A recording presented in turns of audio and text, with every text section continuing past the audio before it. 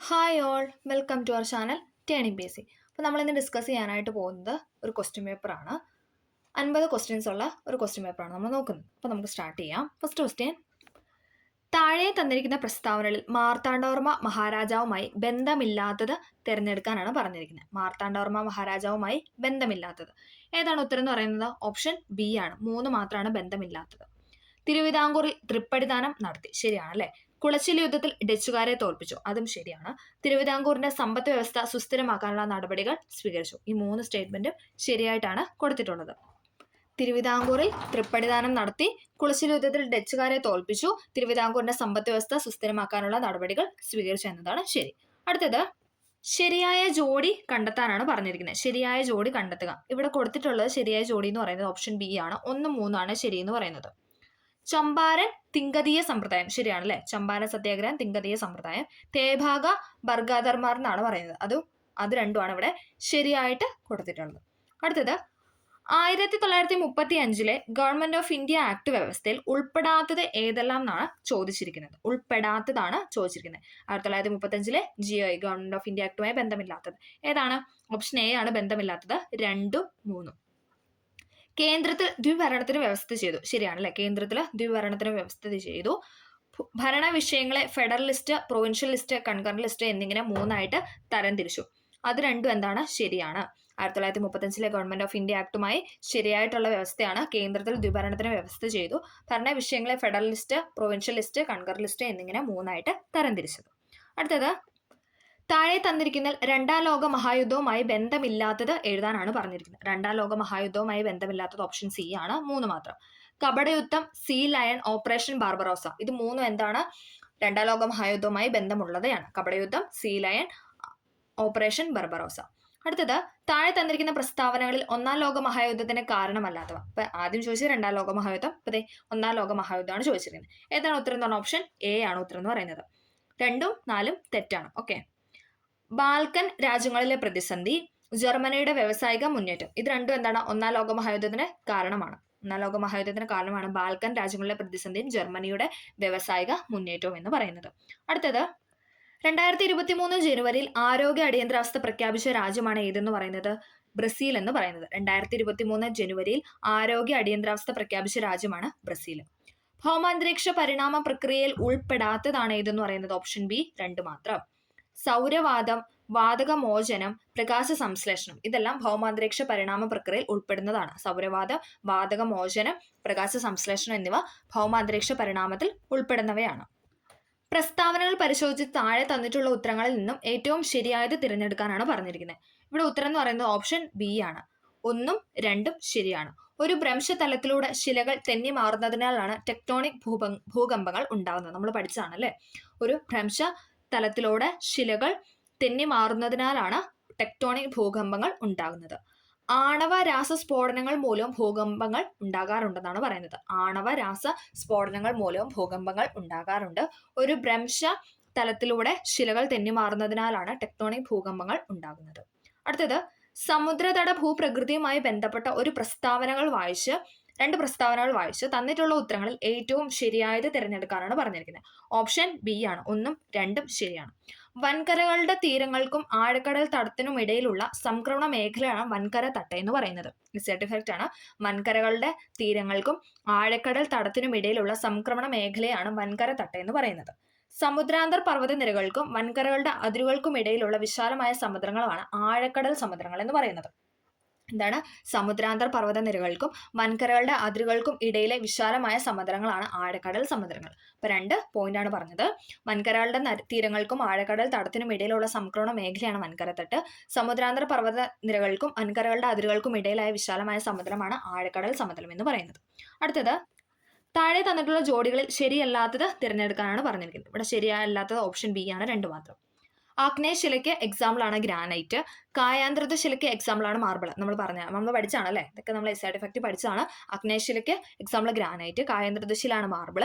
മാഗ്മയും ലാവയും തണുത്തുറഞ്ഞുണ്ടാകുന്ന ശിലകളാണ് ആഗ്നേയശിലകൾ എന്ന് പറയുന്നത്. മാഗ്മയും ലാവയും തണുത്തുറഞ്ഞുണ്ടാകുന്ന ശിലയാണ് ആഗ്നേയശിലകൾ. ഒന്നും കൂടെ പറയാം. ആഗ്നേയശിലയ്ക്ക് എക്സാമ്പിൾ ആണ് ഗ്രാനൈറ്റ്, കായാന്തൃത ശിലയ്ക്ക് എക്സാമ്പിൾ ആണ് മാർബിൾ. മാഗ്മയും ലാവയും തണുത്തുറഞ്ഞുണ്ടാകുന്ന ശിലയാണ് ആഗ്നേയശില. അപരദന ഭൂരൂപങ്ങളുമായി ബന്ധപ്പെട്ട ജോഡികളാണ് താഴെയുള്ളത്. അവയിൽ ശരിയായ ജോഡി കണ്ടെത്താനാണ് പറഞ്ഞിരിക്കുന്നത്. ഇവിടെ ശരിയായിട്ട് കൊടുത്തിരിക്കുന്ന ഓപ്ഷനെ 1 മാത്രമാണ്. നദികൾ എന്ന് പറയുന്നത് ഗിരികന്ധരം സൃഷ്ടിക്കുന്നു. നദികളാണ് ഗിരികന്ധരങ്ങൾ സൃഷ്ടിക്കുന്നത്. അടുത്തത് ISROയുമായി ബന്ധപ്പെട്ടിട്ടുള്ള പ്രസ്താവന പരിശോധിച്ച് അപഗ്രഥിച്ച് താഴെ തന്നിട്ടുള്ള ഉത്തരങ്ങളിൽ ഏറ്റവും ശരിയായത് തിരഞ്ഞെടുക്കാനാണ് പറഞ്ഞിരിക്കുന്നത്. ഇവിടെ ഉത്തരം എന്ന് പറയുന്നത് ഓപ്ഷൻ സി ആണ്. രണ്ടും ശരിയാണ്. ISROയുടെ ആസ്ഥാനം ബാംഗ്ലൂരാണ്. ശരിയാണ് അല്ലെ? ISROയുടെ ആസ്ഥാനം ബാംഗ്ലൂരാണ്. സ്ഥാനനിർണ്ണയ ഉപഗ്രഹമാണ് NVS 01 എന്ന് പറയുന്നത്. NVS 01 എന്ന് പറഞ്ഞ സ്ഥാനനിർണ്ണയ ഉപഗ്രഹമാണ്. ISROയുടെ ആസ്ഥാനം ബാംഗ്ലൂരാണ്. നീതി ആയോഗ് നിലവിൽ വന്നത് എന്നാണ്? നീതി ആയോഗ് നിലവിൽ വന്നത് 2015 ജനുവരി 1 നീതി ആയോഗ് നിലവിൽ വന്നത് 2015 ജനുവരി 1. ഒന്നാം പഞ്ചവത്സര പദ്ധതി ഏത് മോഡലിനെ അടിസ്ഥാനപ്പെടുത്തിയിട്ടുള്ളതായിരുന്നു? ഒന്നാം പഞ്ചവത്സര പദ്ധതി എന്ന് പറയുന്നത് ഹറോൾഡ് ഡോമർ മാതൃക അല്ലെ? ഹറോൾഡ് ഡോമർ മോഡലിലായിരുന്നു ഒന്നാം പഞ്ചവത്സര പദ്ധതി അടിസ്ഥാനപ്പെടുത്തിയിട്ടുള്ളത്. 2024 ലോകവ്യാപാര സംഘടനയുടെ മിനിസ്റ്റീരിയൽ കോൺഫറൻസിന് ആതിഥേയത്വം വഹിക്കുന്ന രാജ്യമാണ് ഇതെന്ന് പറയുന്നത് UAE. ഇമ്പോർട്ടൻ്റ് ആണ്. 2024 വേൾഡ് ലോക വ്യാപാര സംഘടന world trade organisation ministerial conference ആതിഥേയത്വം വഹിച്ച രാജ്യം UAE. ഹരിത വിപ്ലവവുമായി ബന്ധപ്പെട്ടിരിക്കുന്നത് ആരാണ്? ഓപ്ഷൻ എ MS സ്വാമിനാഥൻ അല്ലെ? ഹരിത വിപ്ലവത്തിന്റെ പിതാവ് എന്നറിയപ്പെടുന്ന MS സ്വാമിനാഥൻ. സപ്തഋഷി എന്ന പദം ഇന്ത്യയുടെ ഏതുമായി ചേർന്നിരിക്കുന്നു? ഏതാണ്? Option C 2023-24 budget. എപ്പോഴും ചോദിക്കുന്നതാണ്. 2023-24 ബജറ്റാണ് സപ്തഋഷി എന്ന പദവുമായി ബന്ധപ്പെട്ടിരിക്കുന്നത്. അടുത്തത് 2023 G20 ഉച്ചകോടി ഒഫീഷ്യൽ മീറ്റിംഗ് നടന്നത് കേരളത്തിലെ ഏത് സ്ഥലത്ത് വെച്ചാണെന്നാണ് ചോദിക്കുന്നത്. ഏതാണ്? ഓപ്ഷൻ ബി കുമരകത്ത് വെച്ചിട്ടാണ് അല്ലെ? കറണ്ട് അഫയർ ആണ്. 2023 G20 ഉച്ചകോടി ഒഫീഷ്യൽ മീറ്റിംഗ് നടന്നത് കുമരകത്ത് വെച്ചിട്ടാണ്. ഇന്ത്യൻ ഭരണഘടനയുടെ ആമുഖവുമായി ബന്ധപ്പെട്ട തെറ്റായ പ്രസ്താവനയാണ് ചോദിച്ചിരിക്കുന്നത്. ആമുഖവുമായി ബന്ധപ്പെട്ട തെറ്റായ പ്രസ്താവന. ഇവിടെ തെറ്റായിട്ട് കൊടുത്തിരിക്കുന്ന ഓപ്ഷൻ ഡി ആണ്. മൂന്നാമത്തെ സ്റ്റേറ്റ്മെന്റ് ആണ്. ഓക്കെ. ബെറുബാരി കേസിലൂടെ ആമുഖം ഭരണഘടന അവിഭാജ്യ ഘടകം അല്ല എന്ന് പ്രസ്താവിച്ചു. ശരിയാണ് അല്ലെ? ബെറുബാരി കേസിലൂടെ ആമുഖം ഭരണഘടനയുടെ അവിഭാജ്യ ഘടകം അല്ല എന്ന് പ്രസ്താവിച്ചു. കേന്ദ്ര ഗവൺമെന്റും LICയും തമ്മിലുള്ള കേസിൽ ആമുഖം ഭരണഘടനയുടെ അവിഭാജ്യ ഘടകമാണെന്ന് പ്രഖ്യാപിച്ചു. കേന്ദ്ര ഗവൺമെന്റും LICയും തമ്മിലുള്ള കേസിൽ എന്താണ്? ആമുഖം ഭരണഘടന അവിഭാജ്യ ഘടകമാണെന്ന് പ്രഖ്യാപിച്ചു. ആമുഖം ഒരിക്കൽ, അതായത് 42ാമത്തെ ഭേദഗതി മാത്രമാണ് ഭേദഗതി ചെയ്തിട്ടുള്ളത് അല്ലെ? ആമുഖം എന്ന് പറയുന്നത് നമുക്കറിയാം 1976 42ാം ഭേദഗതി പ്രകാരം ഒരു തവണ മാത്രമാണ് ആമുഖം ഭേദഗതി ചെയ്തിട്ടുള്ളത്. ഓക്കെ. അടുത്തത് താഴെ തന്നിരിക്കുന്നതിൽ ശരിയായ പ്രസ്താവന ഏതെല്ലാം എന്നാണ് ചോദിച്ചിരിക്കുന്നത്. ഏതാണ്? ഓപ്ഷൻ എ ആണ്. ഇതെല്ലാം ശരിയാണ്. ഇന്ത്യൻ ഭരണഘടനാ നിർമ്മാണ സഭയുടെ വൈസ് പ്രസിഡന്റായി 1946 ഡിസംബർ 11 HC മുഖർജിയെ തിരഞ്ഞെടുത്തു. ശരിയാണ്. ഇന്ത്യ വിഭജനത്തിന് ശേഷം 9 വനിതാ അംഗങ്ങളായിരുന്നു ഭരണഘടനാ നിർമ്മാണ സഭയിൽ ഉണ്ടായിരുന്നത്. ശരിയാണ്. ഭരണഘടനാ നിർമ്മാണ സഭയുടെ ഫ്ലാഗ് കമ്മിറ്റിയുടെ ചെയർമാൻ JB കൃപലാനി ആയിരുന്നു. ശരിയാണ്. ഈ സഭയുടെ നിയമ ഉപദേഷ്ടാവ് BN റാവു ആയിരുന്നു. നല്ലൊരു സ്റ്റേറ്റ്മെന്റ് എല്ലാം വന്നിട്ടുണ്ട് അല്ലെ? അപ്പോൾ ഒന്നും കൂടെ പറയാം. ഇന്ത്യൻ ഭരണഘടനാ നിർമ്മാണ സഭയുടെ വൈസ് പ്രസിഡന്റായി 1946 ഡിസംബർ 11 HC മുഖർജിയെ തിരഞ്ഞെടുത്തു. ഇന്ത്യ വിഭജനത്തിന് ശേഷം 9 വനിതാ അംഗങ്ങളായിരുന്നു ഭരണഘടനാ നിർമ്മാണ സഭയിൽ ഉണ്ടായിരുന്നത്. ഭരണഘടനാ നിർമ്മാണ സഭ ഫ്ലാഗ് കമ്മിറ്റിയുടെ ചെയർമാൻ എന്ന് പറയുന്നത് JB Kripalani. Flag JB Kripalani. ഈ സഭയുടെ നിയമ ഉപദേഷ്ടാവ് എന്ന് പറയുന്നത് BN റാവു ആണ്. ഓക്കെ. അടുത്തത് ഇന്ത്യൻ ഭരണഘടനയുടെ 86ാം ഭേദഗതിയുമായി ബന്ധപ്പെട്ട തെറ്റായ പ്രസ്താവനയാണ് ചോദിച്ചിട്ടുള്ളത്. തെറ്റായതാണ് ചോദിച്ചിട്ടുള്ളത്. ഇവിടെ ഏതാണ് തെറ്റായിട്ട് കൊടുത്തിട്ടുള്ള? ഓപ്ഷൻ ബി ആണ് അല്ലെ? 4ാമത്തെ സ്റ്റേറ്റ്മെന്റ് ആണ് തെറ്റായിട്ട് കൊടുത്തിട്ടുള്ളത്. ഈ ഭേദഗതിയിലൂടെ 6 വയസ്സ് മുതൽ 14 വയസ്സ് വരെയുള്ള കുട്ടികൾക്ക് സൗജന്യ നിർബന്ധിതമായ വിദ്യാഭ്യാസം മൗലിക അവകാശമായിട്ട് പ്രഖ്യാപിച്ചു. ശരിയാണ് അല്ലെ? 6 മുതൽ 14 വയസ്സ് വരെയുള്ള കുട്ടികൾക്ക് എന്താണ് സൗജന്യ നിർബന്ധിതമായ വിദ്യാഭ്യാസമായിട്ട് അല്ലെങ്കിൽ മൗലികാവകാശമായിട്ട് പ്രഖ്യാപിച്ചത് 86ാം ഭേദഗതി 2002 ഈ ഭേദഗതിയിലൂടെ 21A വകുപ്പ് ഭരണഘടനയിലേക്ക് കൂട്ടിച്ചേർത്തു അല്ലെ? 21A എന്ന് പറയുന്ന ആർട്ടിക്കിൾ കൂട്ടിച്ചേർത്തു. കുട്ടികൾക്ക് വിദ്യാഭ്യാസം നൽകുക എന്ന രക്ഷകർത്താക്കളുടെ കടമയായിട്ടും മാറി അല്ലെ? മൗലിക കടമയിൽ പെടുന്ന ഒരു കാര്യമായിട്ട് മാറി. എന്ന് പറയുന്നത് കുട്ടികൾക്ക് വിദ്യാഭ്യാസം നൽകുക എന്നത്. അത് 3 ഇവിടെ ശരിയായിട്ടാണ് കൊടുത്തിരിക്കുന്നത്. 2002 86ാം ഭേദഗതി നിലവിൽ വന്നത്. ഓക്കെ. അടുത്തത് യൂണിയൻ പബ്ലിക് സർവീസ് കമ്മീഷനുമായി ബന്ധപ്പെട്ട പ്രസ്താവന പരിശോധിച്ച് ശരിയായവ തിരഞ്ഞെടുക്കാനാണ് പറഞ്ഞിരിക്കുന്നത്. ഇവിടെ ഏതാണ് ശരിയായിട്ട് കൊടുത്തിട്ടുള്ള? Option D. ഇതെല്ലാം ശരിയാണ്. ഇപ്പോഴത്തെ ചെയർമാൻ ഡോക്ടർ മനോജ് സോണി. അദ്ദേഹം മാറിയിട്ടുണ്ടല്ലോ. അപ്പം നിലവിലെ UPSCയുടെ ചെയർമാൻ ആരാണ്? പ്രീതി സുധൻ അല്ലെ? പ്രീതി സുധനാണ് ഇപ്പം നിലവിലെ. ആ ഒരു എക്സാമിന്റെ സമയത്ത് എന്തായിരുന്നു? മനോജ് സോണി ആയിരുന്നു. അദ്ദേഹം മാറി. ഇപ്പൊ പ്രീതി സുധനാണ് എന്തെന്ന് പറയുന്നത് നിലവിലെ ചെയർമാൻ എന്ന് പറയുന്നത്. ചെയർമാൻ ഉൾപ്പെടെ ഏത് അംഗത്തെയും സസ്പെൻഡ് ചെയ്യാനുള്ള അധികാരം രാഷ്ട്രപതിക്കുണ്ട്. ശരിയാണ്. ചെയർമാൻ ഉൾപ്പെടെ ഏത് അംഗത്തെയും എന്താണ് സസ്പെൻഡ് ചെയ്യാനുള്ള റൈറ്റ് എന്ന് പറയുന്നത് പ്രസിഡന്റിനാണ്. ആദ്യത്തെ വനിതാ ചെയർമാൻ റോസ് മില്യൻ ആണ്. അതും ശരിയാണ്. ആദ്യത്തെ വനിതാ ചെയർമാൻ എന്ന് പറയുന്നത് റോസ് മില്യൻ ആണ്. ഇന്ത്യൻ ഭരണഘടനയുടെ 315 മുതൽ 323 വരെയുള്ള വകുപ്പുകൾ പബ്ലിക് സർവീസ് കമ്മീഷനെ കുറിച്ച് പ്രതിപാദിക്കുന്നു. 315 മുതൽ 323 വരെയുള്ള ആർട്ടിക്കിൾ എന്താണ്? പബ്ലിക് സർവീസ് കമ്മീഷൻ PSCനെ കുറിച്ചാണ് പ്രതിപാദിക്കുന്നത്. അതെല്ലാം ശരിയാണ്. അടുത്തത് ഇന്ത്യൻ സുപ്രീം കോടതിയുടെ ഉപദേശാധികാരത്തെ കുറിച്ച് പ്രതിപാദിക്കുന്ന വകുപ്പ് ഏതാണ്? വകുപ്പ് 143 ആണ്. വകുപ്പ് 143 ആണ് സുപ്രീം കോടതിയുടെ ഉപദേശാധികാരത്തെ കുറിച്ച് പ്രതിപാദിക്കുന്ന വകുപ്പ്. അടുത്തത് ഹരിത കേരളം മിഷന്റെ ലക്ഷ്യങ്ങളിൽ പെടാത്തത് ഏതാണ്? ഹരിത കേരളം മിഷന്റെ ലക്ഷ്യങ്ങളിൽ പെടാത്തതാണ് ഓപ്ഷൻ എ 2 എന്ന് പറയുന്ന സ്റ്റേറ്റ്മെന്റ്. കേരളത്തിന്റെ ജലസമൃദ്ധിയും ശുചിത്വവും വീണ്ടെടുക്കുക, സുരക്ഷിത ഭക്ഷ്യവസ്തുക്കളുടെ ഉൽപ്പാദനം വർദ്ധിപ്പിക്കുക, കാലാവസ്ഥാ വ്യതിയാനം നേരിടുന്നതിനുള്ള പ്രവർത്തനങ്ങൾ ഊർജിതമാക്കുക. ഇതെല്ലാം എന്താണ്? ഹരിത കേരളം മിഷന്റെ ലക്ഷ്യങ്ങളാണ്.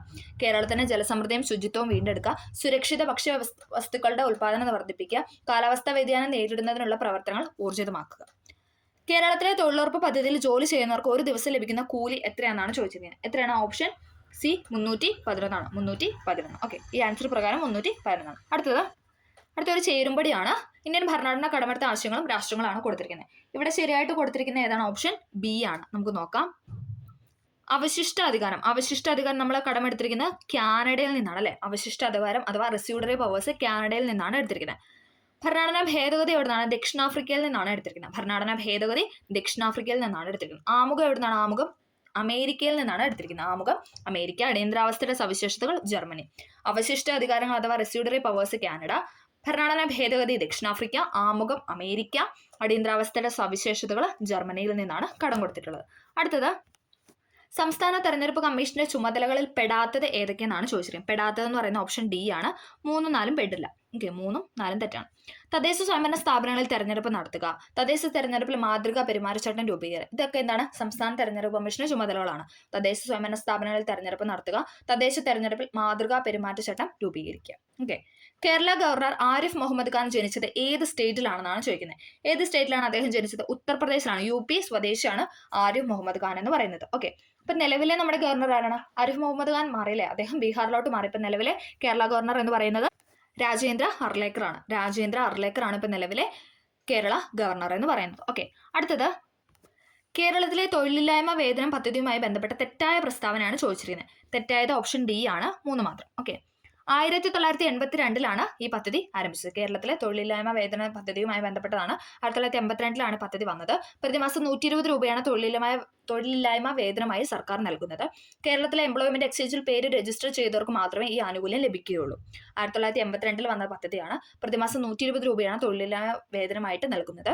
കേരളത്തിലെ എംപ്ലോയ്മെന്റ് എക്സ്ചേഞ്ചിൽ പേര് രജിസ്റ്റർ ചെയ്തവർക്ക് മാത്രമാണ് ഈ ആനുകൂല്യം ലഭിക്കുകയുള്ളൂ എന്ന് പറയുന്നത്. ഓക്കെ, അടുത്തത് തെറ്റായ ജോഡി കണ്ടെത്താനാണ് പറഞ്ഞിരിക്കുന്നത്. തെറ്റായ ജോഡി എന്ന് പറയുന്ന ഓപ്ഷൻ സി ആണ് ഇവിടെ തെറ്റായിട്ട് കൊടുത്തിരിക്കുന്നത്, അതായത് എ എന്ന സ്റ്റേറ്റ്മെന്റ്. ഓക്കെ, ലോകസഭയിലെ ആദ്യത്തെ ഡെപ്യൂട്ടി സ്പീക്കറാണ് അനന്തശയനം അയ്യങ്കാർ എന്ന് പറയുന്നത്. ലോകസഭയിലെ ആദ്യത്തെ ഡെപ്യൂട്ടി സ്പീക്കറാണ് അനന്തശയനം അയ്യങ്കാർ. രാജ്യസഭയുടെ ഡെപ്യൂട്ടി ചെയർമാനാണ് ഹരിവംശ് നാരായണ സിംഗ്. കേന്ദ്ര മന്ത്രിസഭയിലെ ആരോഗ്യമന്ത്രിയാണ് ഡോക്ടർ മൻസുഖ് മാണ്ഡവ്യ. അപ്പൊ ഇതൊക്കെ കഴിഞ്ഞ മന്ത്രിസഭയിലെ കാര്യമാണ് പറയുന്നത് കേട്ടോ. ഇപ്പൊ നിലവിലെ കേരള മന്ത്രിസഭയിലെ ആരോഗ്യമന്ത്രിയുടെ പേരേതാണ്? JP നഡ്ഡയാണ് അല്ലെ. നഡ്ഡയാണ് ഇപ്പൊ നിലവിലെ ആരോഗ്യമന്ത്രി എന്ന് പറയുന്നത്. ഓക്കെ, അടുത്തത് ഇന്ത്യൻ പാർലമെന്റ് പാസ്സാക്കുന്ന നിയമങ്ങളോ സംസ്ഥാന നിയമനിർമ്മാണ സഭ പാസ്സാക്കുന്ന നിയമങ്ങളോ ഭരണഘടനാ വിരുദ്ധമാണെങ്കിൽ അവ റദ്ദാക്കാനുള്ള കോടതിയുടെ അധികാരം അറിയപ്പെടുന്നത് എങ്ങനെയെന്നാണ് ചോദിക്കുന്നത്. ഏതാണ്? ഓപ്ഷൻ ബി പുനരവലോകന അധികാരം അഥവാ ജുഡീഷ്യൽ റിവ്യൂ എന്നാണ് അറിയപ്പെടുന്നത്. ഇമ്പോർട്ടന്റ് ആണ്. ഇന്ത്യൻ പാർലമെന്റ് പാസ്സാക്കുന്ന നിയമങ്ങളോ സംസ്ഥാന നിയമനിർമ്മാണ പാസ്സാക്കുന്ന നിയമങ്ങളോ ഭരണഘടനാ വിരുദ്ധമാണെങ്കിൽ അവ റദ്ദാക്കാനുള്ള കോടതിയുടെ അധികാരത്തെ പറയുന്ന പേരാണ് പുനരവലോകന അധികാരം അഥവാ ജുഡീഷ്യൽ റിവ്യൂ.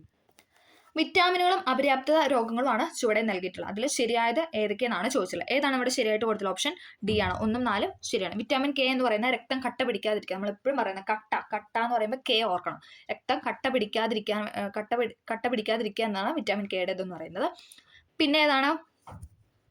വിറ്റാമിൻ B1 എന്ന് പറയുന്നത് ബെർബറിയാണ് അല്ലെ. വിറ്റാമിൻ B1 എന്ന് പറയുന്നത് ബെർബറിയാണ്. വിറ്റാമിൻ എ റിക്കറ്റ്സ് ആണോ? എ അല്ല റിക്കറ്റ്സ് അല്ലെ. വിറ്റാമിൻ ഡി ആണ് റിക്കറ്റ്സ്. ഓക്കെ, വിറ്റാമിൻ ഇ എന്ന് പറയുന്നത് ഏതാണ്? വിറ്റാമിൻ സിയുടെ ആണ് സ്കർവി എന്ന് പറയുന്നത്. സിയുടെ ആണ് സ്കർവി. ഇനി വിറ്റാമിൻ ഇയുടെ അപര്യാപ്തത രോഗമാണ് വന്ധ്യത എന്ന് പറയുന്നത്. ഓക്കെ, അടുത്തത് കോർപ്പസ് ലൂട്ടിയം സ്രവിക്കുന്ന ഹോർമോൺ ഏതാണ്? കോർപ്പസ് ലൂട്ടിയം സ്രവിക്കുന്ന ഹോർമോൺ എന്ന് പറയുന്നത് പ്രൊജസ്ട്രോൺ ആണ്. ഓപ്ഷൻ എ പ്രൊജസ്ട്രോൺ ആണ് കോർപ്പസ് ലൂട്ടിയം സ്രവിക്കുന്ന ഹോർമോൺ എന്ന് പറയുന്നത്. ഓക്കെ, ഏതു പേരിലാണ് ഊഷ്മാവിന്റെ വലിയ വ്യതിയാനങ്ങളെ അതിജീവിക്കാൻ കഴിയുന്ന ജീവികൾ അറിയപ്പെടുന്നത്? ഊഷ്മാവിന്റെ വലിയ വ്യതിയാനങ്ങളെ അതിജീവിക്കാൻ കഴിയുന്ന ജീവികൾ അറിയപ്പെടുന്ന പേരാണ് യൂറി തെർമൽ എന്ന് പറയുന്നത്. ഓപ്ഷൻ ബി യൂറി തെർമൽ എന്നാണ് പറയുന്നത്. ഓക്കെ, അടുത്തത് ഫൈമർ എന്ന അസ്ഥി കാണപ്പെടുന്ന ശരീരഭാഗം എവിടെയാണ്? ഓപ്ഷൻ എ കാല്, അതായത് ഉദ്ദേശിച്ച് ഫീമർ ആണ് കേട്ടോ. ഫീമർ എന്നൊക്കെ പറയാറുണ്ട്. നമ്മുടെ തുടയിൽ പറയാറില്ലേ, തുടയിലാണ് ഫീമർ എന്ന് പറയുന്നത്. ഓക്കെ, അത് കാണപ്പെടുന്ന ആ ശരീരഭാഗമാണ് കാല്. ഏത് രാജ്യത്തിൽ നിന്നാണ് ചീറ്റപ്പുലികളെ 2022 ഇന്ത്യയിൽ കൊണ്ടുവന്നത്? ഏതാ രാജ്യമാണ്? നമുക്കെല്ലാം അറിയാം, നമീബിയ എന്നാണ് അല്ലെ. നമീബിയ എന്നാണ് ചീറ്റപ്പുലികളെ ഇന്ത്യയിലേക്ക് കൊണ്ടുവന്നത്. പൂർണ്ണ ശയ്യാവലംബരെ പരിചരിക്കുന്നവർക്ക് കേരള സർക്കാർ നടപ്പിലാക്കിയ ധനസഹായ പദ്ധതിയുടെ പേരാണ് ഇതെന്ന് പറയുന്നത്. പേരാണ് ആശ്വാസ കിരണം അല്ലെ. ആശ്വാസ കിരണമാണ് പൂർണ്ണശയ്യാവലംബരെ പരിചരിക്കുന്നതിന് വേണ്ടി കേരള ഗവൺമെന്റ് നടപ്പിലാക്കിയ ധനസഹായ പദ്ധതി. താഴെ തന്നിരിക്കൽ പ്രകാശ സാന്ദ്രതയുടെ SI യൂണിറ്റ് ഏതാണ്? പ്രകാശ സാന്ദ്രതയുടെ SI യൂണിറ്റ് ആണ് ക്യാൻഡല എന്ന് പറയുന്നത്. ക്യാൻഡല എന്നതാണ് പ്രകാശ സാന്ദ്രതയുടെ SI യൂണിറ്റ്. പ്രകാശത്തിന് വൈദ്യുത കാന്തിക തരംഗ സിദ്ധാന്ത പ്രകാരം വിശദീകരിക്കാൻ സാധിക്കാത്ത പ്രകാശ പ്രതിഭാസം ഏതാണ്?